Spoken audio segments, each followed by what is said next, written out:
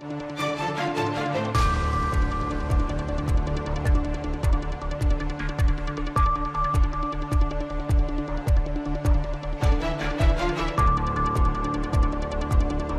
I'm Esther Githo-Ewart. It's Wednesday, May 3rd. This is Africa 54.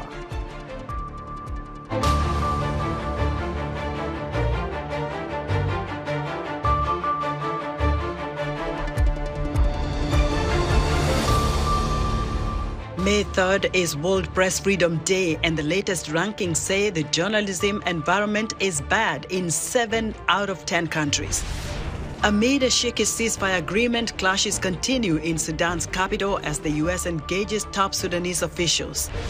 And we'll have the latest exciting Basketball Africa League highlights from Cairo. All this and much more coming up on today's Africa 54.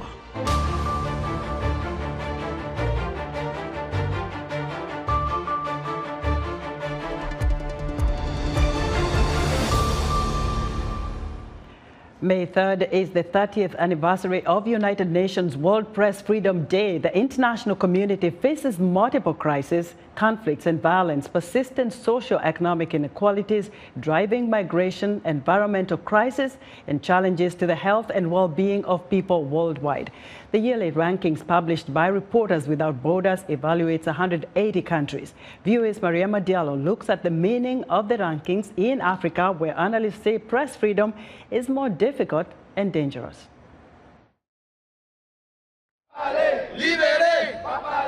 The 2023 rankings by Reporters Without Borders, also known by its French acronym RSF, finds the biggest drops in press freedom have been in Africa. Tunisia, for example, fell 27 places because of President Kais Saied's growing authoritarianism. Another country, Senegal, which historically has ranked high, plummeted 31 places. Sadibou Marang is the West Africa director for RSF based in Dakar, Senegal. He spoke to VOA via Skype. The country has been for so long time a regional model in terms of press freedom. And now, as we go towards elections periods in 2024, we have witnessed and recorded attacks against crew, against TV crews, against cameramen, against journalists themselves. And these attacks have been coming from either security forces or political actors. And those political actors might be from the opposition or from the ruling party. He says several countries in the Sahel have also become problematic, especially for the foreign media. Both Burkina Faso and Mali expelled French journalists last year, and Mali suspended broadcast of France 24 television and Radio France Internationale. On the other side of the continent, some countries have been repeat offenders, says Muthoki Mumo, Sub-Saharan Africa representative for the Committee to Protect Journalists, another international press freedom organization. Top, unfortunately, is Eritrea, repeatedly every year, because of the private press having been shuttered for over 2 decades now, and at least 16 journalists being imprisoned, many of them since 2001. We also look at Cameroon, again, where you have journalists who've been imprisoned for years and years, and Rwanda in the East Central Africa region, where we've seen a crackdown on journalism online, manifesting in the arrest, particularly of YouTubers, over the last couple of years. She said 2023 started on a particularly sour note. When you look at Sub-Saharan Africa, I think by February, we'd already had 3 prominent deaths, 2 in Cameroon, Martinez Zogo, Jean-Jacques Olabebe, both of whom spoke about corruption. And, John Williams Ntwali in Rwanda. She said Ntwali was one of the few remaining fearless journalists operating mainly on YouTube, willing to cover subjects that no one else was covering. Somalia is also considered a dangerous and hostile environment for journalists, Mumo pointed out. And she says that with the advent of online journalism, CPJ is seeing more laws being enacted to criminalize speech, especially in Kenya and Uganda. The fact that we're seeing a lot of media just simply existing on the online space, we're seeing attendant regulation. parliaments, governments saying this is a space we need to regulate, talking about cybercrime, talking about safety of children, talking about privacy, which are all very important things that we ought to be looking at. But in the process, slipping in laws that take us years backwards. There are a few countries on a positive trajectory that both Mumo and Marong lauded, including Botswana, which rose 35 places to now rank 65th, as well as Tanzania and Gambia. Last year, Gambia was 50. Now this year they are 46 in ranking. This is an extraordinary step, because Gambia's during former President Jammeh was hell for journalists. Namibia is the highest-ranking African country on this year's RSF index at 22, followed by South Africa at 25 and Cape Verde at 33. Mariama Diallo, VOA News, Nairobi. Media advocates in Southern Africa say journalists are finding it increasingly difficult to work in countries where elections are taking place this year. Columbus Mavunga reports from Zimbabwe. Problem Masau from Zimbabwe's Newsday was one of the journalists from private media who were barred from covering First Lady Auxilium Mnangagwa last week at a museum being built in Harare. So it goes to show the level of how journalists are operating in Zimbabwe. So in other words, yes, I'm celebrating it because I'm a bit free, but we don't have much freedom. While Zimbabwe's government refused to comment on the incident, it says the country is moving toward repealing all laws that affect journalists' work. Perfect Hlongwane, the Secretary General of Zimbabwe Union of Journalists, says more needs to be done. But above that, there is also the issue around safety and security for journalists. As you would know, as we are heading towards an election this year, and as we are commemorating World Press Freedom Day, it is our call and encouragement that we continue to improve on the safety and security for journalists. The Media Institute of Southern Africa is worried that tensions are rising in 4 countries holding elections this year: Democratic Republic of Congo, Eswatini, Madagascar, and Zimbabwe. If you then come to Zimbabwe, the main challenge being around safety and security of journalists, wherein already in the year 2022 we recorded 36 cases of violations. This is a pointer of where we are headed during an election season. And to us, you have seen we have gone the whole country with the members of the High Command of the police, trying to mitigate and creating soft landing spot for the media to continue to do its job. With election season in Southern Africa, many journalists hope more press freedoms are granted and there will be no reports of violations this year. Columbus Mavunga for VOA News, Harare, Zimbabwe. Press freedoms are diminishing in parts of East Africa. Victoria Munga tells the story of one such reporter who fled Somalia. This journalist is called Mohammed Isa. He was killed in October last year. Abdale Ahmed Mumin has found safety in this house in Kenya's capital, Nairobi, after fleeing his native Somalia in March. Mumin was arrested 3 times for what he sees as retaliation for his reporting about Somali officials. He says he was denied food and medical treatment during one of his stays in jail and threatened with further harm unless he stopped working. 84 last year, 2022. So the graph is going up, not down. Raised in a Somali refugee camp, Mumin says the atrocities he witnessed there sparked his interest in being a journalist and reporting injustices. Despite fleeing the country, he remains the Secretary General of the Somali Journalist Syndicate SJS, a union that advocates for reporters' rights in Somalia. It's me now. And the thing that's pushing me is everyone is leaving and no one is willing to take up this position or this job. So if I stop, who else will be going to take up? Who else is going to do this job? Who else is going to advocate for press freedom? Mumin is among scores of journalists in East Africa who have dealt with harassment, intimidation or detention in the past year. The problem is especially bad in Somalia. At least 12 journalists fled the country in 2022 and 2 other journalists were killed.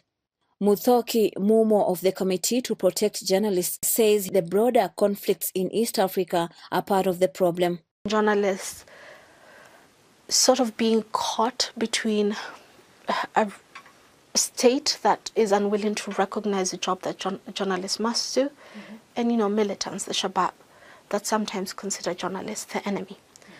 We can look at the Ethiopian civil war. That flare-up of conflict then again means, journalists suddenly are not safe there.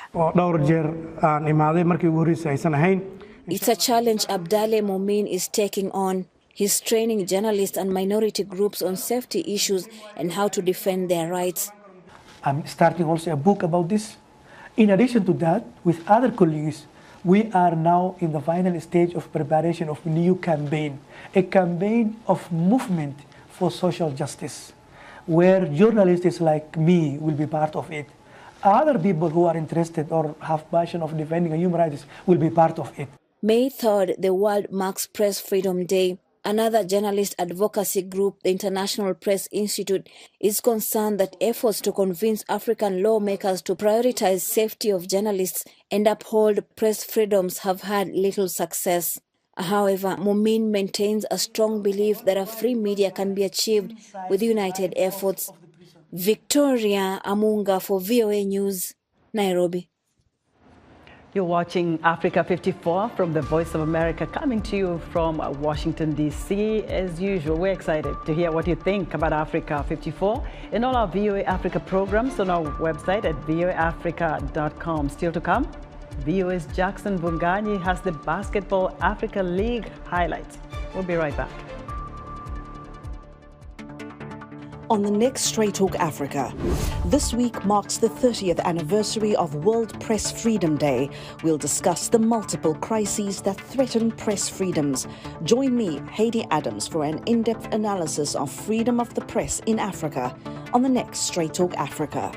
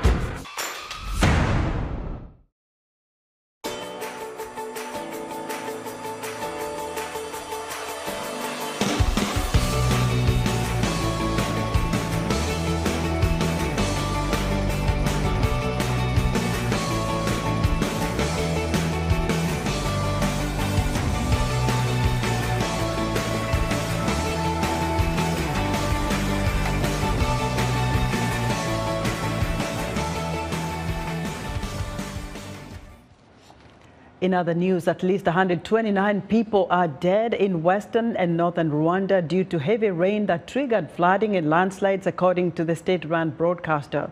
Uganda is reporting at least 6 deaths attributed to the flooding and mudslides. The German government says it is ending its participation in the United Nations mission in Mali by next May over problems with the ruling junta. The pullout is expected to come in a structured fashion over the next 12 months, according to the German foreign minister. Germany's forces in Mali is currently 1,100. And Job Sikala, a popular Zimbabwean opposition politician, was convicted Wednesday of obstruction of justice. The verdict bans him from running in upcoming elections. Charges against Sikala were based on a video in which he allegedly demanded justice for the murder of another opposition activist. Amid a shaky ceasefire agreement, clashes persist in Sudan's capital as the U.S. and African Union continue their engagement with top Khartoum officials. VOA's Anita Powell reports from the White House. After more than 2 weeks of fighting that has killed hundreds and caught up millions of ordinary people in the middle, a long-awaited break. The leaders of both of Sudan's armed factions on Tuesday announced a 1-week ceasefire to to allow for talks. The State Department says they have been seeking a ceasefire for weeks. Every time that this ceasefire is extended, it allows us to continue to work hand in hand through the auspices of the Quad, through the auspices of the AU, IGAD, and the UN to get us to a durable cessation of hostilities that will hopefully take us back to what we believe is the will of the Sudanese people, and that is a transitional government. President Joe Biden had previously called the violence unconscionable and called for an immediate and unconditional ceasefire and unhindered humanitarian access. The United States evacuated its personnel last month and temporarily suspended embassy operations.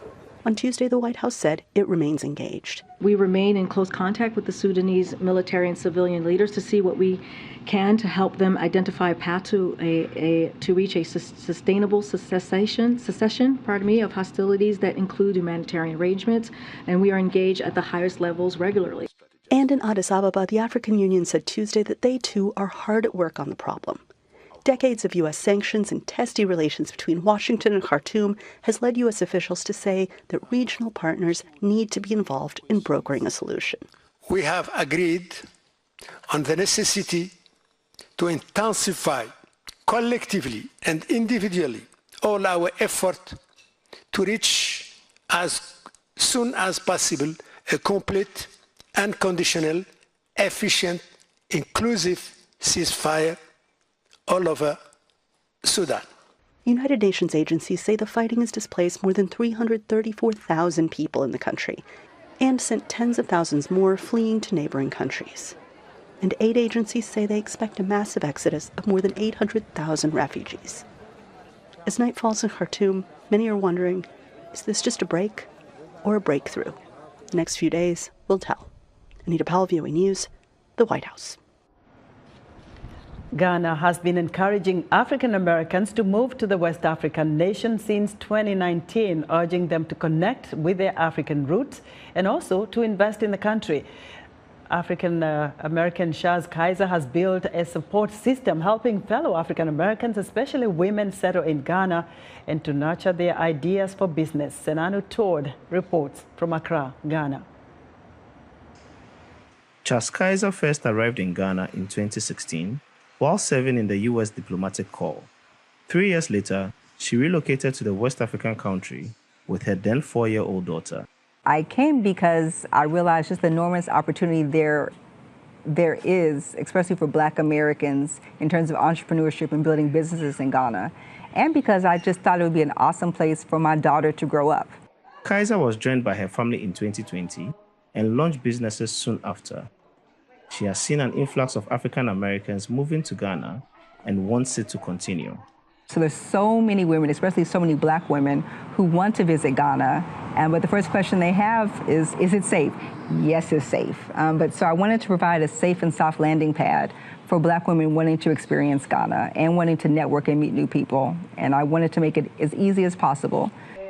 Kaiser's social enterprise, Serenity House Ghana, provides accommodation, counseling and workspaces for solo women travelers looking for spaces to rest, work and learn. A patron of the facility is wellness practitioner Simone Hardy from Chicago. She is looking to relocate to Ghana in June to launch her online business. She says she wanted to get away from America's gun violence. There's mass shootings. I know people personally who have been in mass shootings. You know, it's not a safe place, and especially for us as African Americans, we don't feel safe. So we are also searching for that void. And the peace, the serenity that you will find in Ghana, it's not something that you're going to experience in the U.S. While official numbers have not been provided, diaspora groups say thousands of Americans have emigrated to the country in recent years. The Diaspora Affairs Office says newcomers have ventured into a wide range of business fields, including technology, real estate, transportation, and entertainment. The Ghanaian government says it is providing incentives for immigrants to live and invest in the West African country. Give them the same opportunities in terms of access to land, in terms of opportunities to do business, everything. Give them that citizenship that will enable them to know that they are also Ghanaians. In a region troubled by coups, Ghana has been an oasis of stability, holding elections every 4 years with smooth transfer of power. Ghana's government says it hopes an influx of African-American immigrants will boost the country's economic vitality. The exposure that they have been given, their intelligence, their network back home to enable us to, help out in our development. So that socioeconomic development and everything that we talk about is all embodied and capsuled in this approach. Kaiser says she hopes more black women like herself will respond to Ghana's appeal. Senna Anutot for VOA News, Accra, Ghana. And it's time for a technology report, and Mike Hovey is in for Paul Ndiho, who is on assignment. Hello, Mike. Thank you so much, Esther. And in today's technology report, Gibson Kawago, the founder of Waga, a Tanzanian tech startup addressing energy shortages in the nation, is currently on a U.S. tour engaging entrepreneurs, leaders, and members of the diaspora. Kawago is one of the entrepreneurs that met and showcased his products to U.S. Vice President Kamala Harris during her recent visit to Tanzania. And we're pleased to have Mr. Kawago visit us in studio today. Gibson, welcome to Africa 54, man. Thank you so much. Let's delve into it. You are in the U.S. You've done a lot of meet and greets. Let's jump straight into that. What has come out of these meet and greets, and why are you on U.S. tour? The main game to come to the U.S. for the meet and greet, I wanted to meet different stakeholders in the battery industry, and I'm happy to meet the diaspora community, where we had a great coordination from Peter Ligat and the engineer Walter Minja, where I've been meeting with them, looking at how the technology here in US is advanced and how Waga from Tanzania can access, and we can come together to put more impact in the African side. Talk to us a little more about the operations of Waga and how it's helping Tanzania as a nation. The best part, Waga, what we do, we help eliminating or reducing electronic waste in Tanzania. So we collect laptop batteries which are poorly trashed, we process them, and we make Waga power packs that help people in rural populations power up their homes, watch TVs, listen to radios, charge mobile phones, opposed to using kerosene lamps that have been polluting the environment and the diesel generators. So we provide clean and affordable energy to the people. Now, that seems to be one of the biggest issues on the continent itself, energy, energy, energy. Yeah. Where else are you looking to expand operations? Talk to me a little more about that. Africa has been experiencing the same problem in different setups or in different locations. Like we have seen most countries in Africa have no access to electricity, and they're using solutions that they're solving the lighting and powering problems, but they're polluting the environment. So we are looking towards expanding to different countries in Africa, and like you see, our Waga power packs can go to different countries like Malawi, Congo, Sudan, and Uganda and Kenya, so that people in rural communities can access affordable solutions. You know, the problem is there are solutions which are very fit but are very expensive. So it's a solution that is not affordable to the people. So as we repurpose laptop batteries and create the lithium-ion battery solutions, now is the key that it's a key component, clean energy, but also affordable. The people can pay for the service. Now, throughout your time in the U.S., you've met different entrepreneurs, different leaders, different people in different fields. Yeah. What exactly have you taken from your visit in America that you think will help Waga expand its operations throughout the continent? The story started when I was invited to the United Nations headquarters, because I'm one among the 17 young leaders for SDGs representing Tanzania. So I met with young people from all over the globe. You know, young people are very powerful. They're doing amazing jobs out there. So the best key takeaway I saw there was young people are now passionate to champion SDGs and are now passionate to solve problems in their societies. And we talk about young people. They are the future, because most of the times, you know, knowing how to do, we all know how to do different stuff, but doing, so knowing and doing, we think they're this close, but they're this far. So only few people who know do it. So we are the young people who can now champion SDGs and who can now make the world move very fast. Vice President Kamala Harris, when she met you guys as young people on the continent, she hailed your innovation. Yeah. What was so special about what you produced that you think wowed her as a vice president of the first world? Yeah, so the best part was her realizing how much Tanzania young people are doing different stuff up there. She was amazed to see my works at Waga, where our team teams up and we take from electronic waste and turning them to providing clean and affordable energy. And the best part was the story, because I come from a rural area where we had no electricity. So we used to travel long distances carrying 5 to 10 mobile phones, send them to a charging station, and we came back and we could return the phones. And what motivated me to do this was, one time I was showing a video to my sick grandmother about a wedding that took place in a far town. So in the middle of the video, the phone turned off. So I had to charge it the next day. Then unfortunately she was sick, so she passed away. So I had that pain that had been telling me how many people are facing the same problem in Africa out there. So I told her, like, this has been the passion, and that is what wowed her most of the time. Well, Gibson, thank you so much for joining us here on Africa 54. Thank you. Ladies and gentlemen, that was Mr. Gibson Kawago, the founder of WAGA. Back to you, Esther. And thank you so much, Mike. Be sure to join Africa 54 every Wednesday for our technology report. Nile Conference action of the Basketball African League continued Tuesday with thrilling action from Egypt. VOA's Jackson Vungani has the highlights. With slack ahead early in the game, Irogbo comes down the court with a pass to Nwabozu, who gets it to Fofana for 2, and the foul on the play.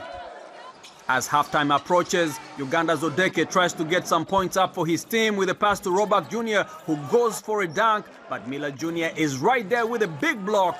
Uganda's Robert Jr. to Justice Jr. for a nice layup as they continue to trail Guinea in the third by nearly 20. And we have the play of the game, up by 27 with less than 8 minutes to go. Slacks Mara finds Miller Jr. with a spin move to the baseline and an elegant reverse layup finish. Under 2 minutes left, Fofana with a pass to Nwabozu for 2 more as Slack gets their first win of the Nile Conference, defeating the City Oilers 96-68. Right before the half, Cape Town tries to tie the score, but Ganapamo misses, and Egypt's Zahran gets a fast break down the court and makes a slam dunk. Make it a statement. How about that? Omot gets a nice basket to extend Egypt's lead and put them up by 20 points. Al-Ali maintains their lead in the fourth, but the Tigers try to get some points up when Wade passes to Ganapamo, who gets a much-needed one-handed dunk. Look at that! Magnificent! 2 minutes to go and down by 7. Cape Town's Benija tries for a 3 but misses, and Egypt's Amin gets the rebound to Omot for 2 more. Al-Ali gets their third win of the conference, while the Tigers lose for the second time this round with a final score of 91-75.